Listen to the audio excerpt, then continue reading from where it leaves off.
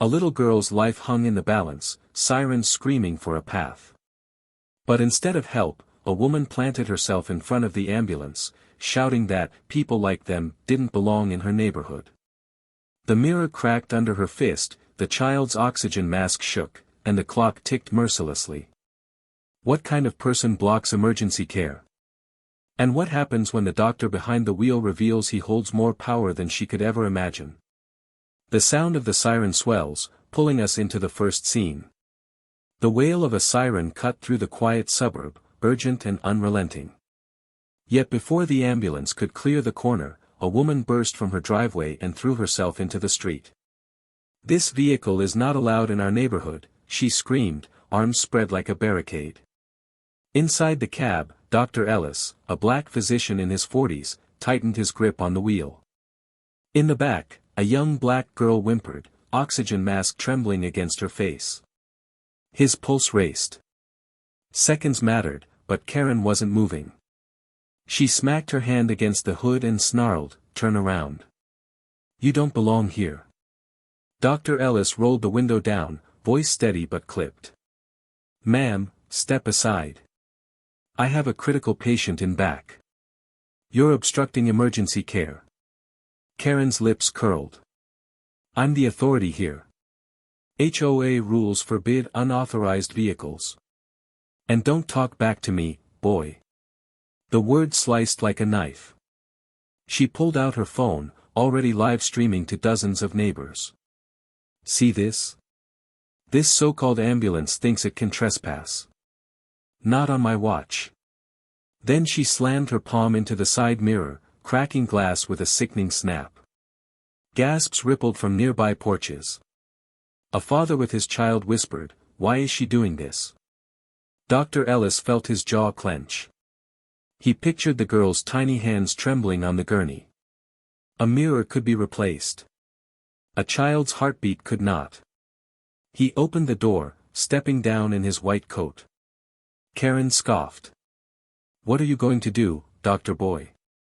Hide behind your fancy van?" Her voice had rhythm, cruel and sharp, each word a weapon. Dr. Ellis faced her squarely, eyes unwavering. "Enough. You've already risked this girl's life. Step aside or face the consequences." Karen laughed harshly. "Consequences? I'm live right now. Everyone can see me. You can't touch me." But Dr. Ellis reached into his coat pocket and flipped open a badge. The metallic glint caught the sunlight, undeniable. "I am the medical director of St. Joseph's Hospital. Obstructing me means obstructing this entire city's emergency care." Karen faltered, eyes darting to the camera, suddenly unsure. For the first time, her voice cracked. That's fake." But the silence from the crowd weighed heavier than any words. Neighbors whispered, cameras lifted higher. From the ambulance's dashcam, a steady red light blinked, capturing everything. Karen's hand, still gripping her phone, trembled as she tried to spin the narrative. "He's threatening me." But no one bought it. A woman shouted from the sidewalk, "You broke that mirror yourself. We all saw it." Another added, "There's a child in there. What's wrong with you?" Karen's posture stiffened, defiance flickering. Yet Dr. Ellis never moved back.